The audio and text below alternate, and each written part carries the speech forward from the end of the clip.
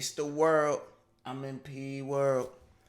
Damn, man, the NBA season's over, so I gotta just, I guess, depend on conspiracy videos to hold me over until next year. We got the secret conspiracy the NBA wants you to forget. Let's take a peek at this, John.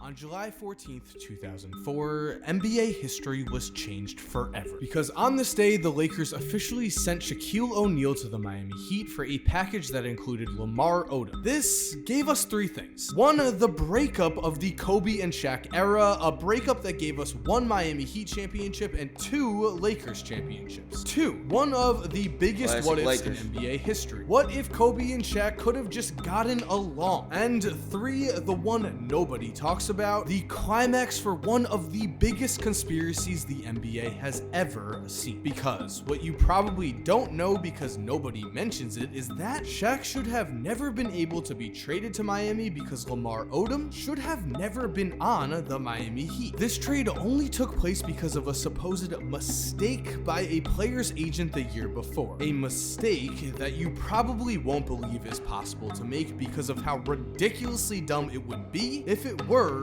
a mistake. And if it weren't a mistake, well, then we're talking some kind of bribery. Ooh, we're talking okay. a team That's all with colluding that with an pass. agent in order to sign a big name free agent. We're talking about a conspiracy that only gets crazier as the story goes on. So what's up, guys? Mike here, and yes, today we are back at it with another conspiracy, and I promise you, this one is nuts. You are going to want to stick around to the end of this video because the full story here is truly mind-blowing. Before we do get into that though, you guys have loved the conspiracies lately, so if you want to see me do more conspiracy videos, comment down Lamar. below any conspiracy theory Lamar you was want nice me in to his see, prime, and bro. if it's interesting Before all the enough, bullshit. I will for sure do. I ain't Also, gonna lie. of course, please leave a like on this video. It helps me out a ton, and subscribe so you never miss a video. Trust me, I already have another crazy conspiracy coming soon. You are not going to want to miss it. Subscribe so that you don't. As for now, let's just jump into this. Let's jump into the supposed mistake that famous NBA agent Bill Duffy made in the 2003 offseason. Because after the 2001 season, the Heat viewed point guard Anthony Carter as a promising up-and-coming player and thus signed him to a 3-year I don't deal. even know The who third that year is. of this deal was a player option for $4.1 million for the 2004 season. A player option that Anthony Carter wanted to accept because he simply wasn't worth that money. If we Google Anthony Carter right now and take a look at his stats, we see that as a 27-year-old in the 2003 season, Carter shot just 36% from the field and averaged 4.1 points per game. Numbers that were horrible on a terrible 25-win Heat. I'm sorry if I'm ignorant to who this dude is, but I've never heard of this dude before, yo. Team. This meant, of course, Miami wanted Anthony Carter gone. They only had $7 million in cap room that season. This meant that if Anthony Carter did decline his player option, the Heat would be able to sign a big name free agent. Unfortunately for the Heat though, Carter told his agent to accept his player option because that was the most money he was possibly going to get, and it is here where things get incredibly suspicious. Because somehow, despite Anthony Carter accepting his player option in theory, his agent, Bill Duffy, forgot to officially submit the paperwork to the Miami Heat before the deadline, and thus Anthony Carter's player option was automatically declined. This Damn. meant that Anthony Carter was now a free agent. This meant that the Miami Heat owed him nothing, and this was a much bigger deal than you are probably thinking. Because again, let's search the salary cap for the 2004 NBA season, and we see that it is $43.84 million. In comparison, the salary cap for the 2020 season was $109.1 million. That means that the $4.1 million salary that Anthony Carter was making in 2004 is comparable to a salary of $10.2 million for the 2020 season. And because the Heat did not have to pay Anthony Carter this $4.1 million, magically, they had enough money to sign Lamar Odom to a 6-year, $63 million contract. Let's be clear, Miami did not have enough cap space to make this offer before Anthony Carter's player option was declined. If Anthony Carter had accepted his player option, that meant Miami would not have had enough money to sign Lamar Odom, as they would have only had around $7 million in cap space. Strange. As I said before though, the story gets even crazier, and so Anthony Carter only ended up making around $750,000 in 2004, and Bill Duffy ended up offering to pay the difference in salaries, which was the right thing to do. What's weird here is that in 2016, Anthony Carter said that Bill Duffy was still paying him over 13 years later, and in fact, well, just listen to this quote. "In the end, it was a blessing. I'm still getting paid from it. Everything happens for a reason, and my agent was man enough to stand up and just pay me over a period of time. To this day, I'm still getting paid. I'm still getting paid until 2020. 2020?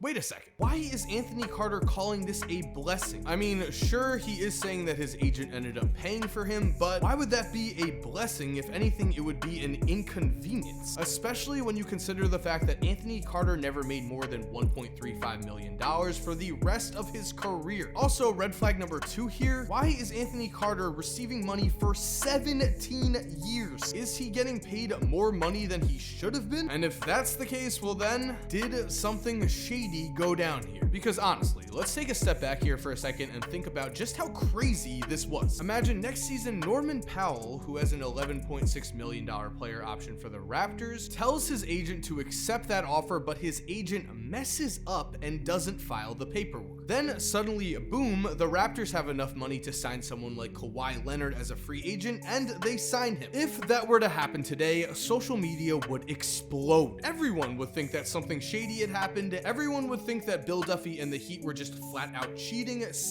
Something shady might have happened, you feel me?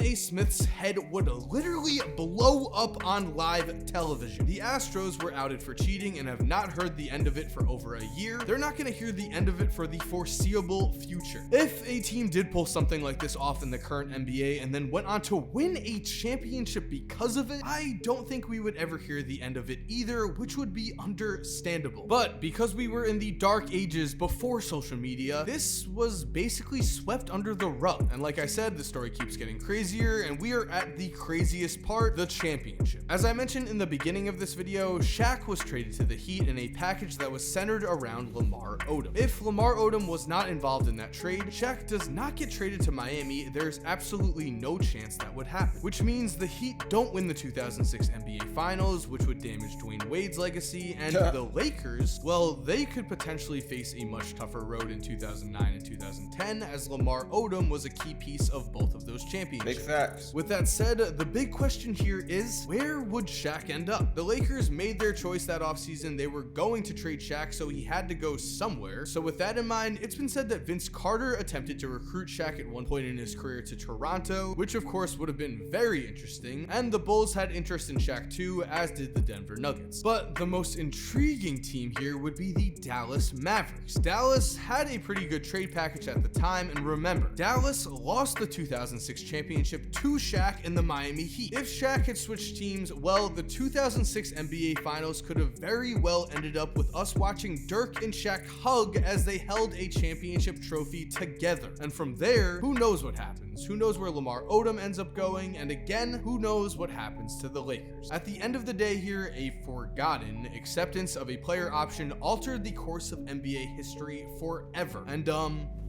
did I say forgotten? Well, you guys can make your own decision as to what. So, low key, I think that's probably why dude's still getting paid to this day, you know what I'm saying? Like,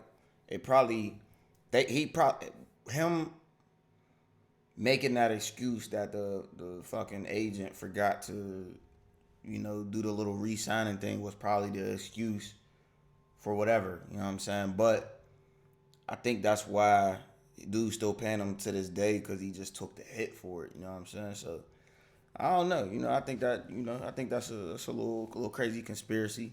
I don't know, let me know what y'all think, man. You know what I'm saying? What in the world should I react to next, man? It's the world.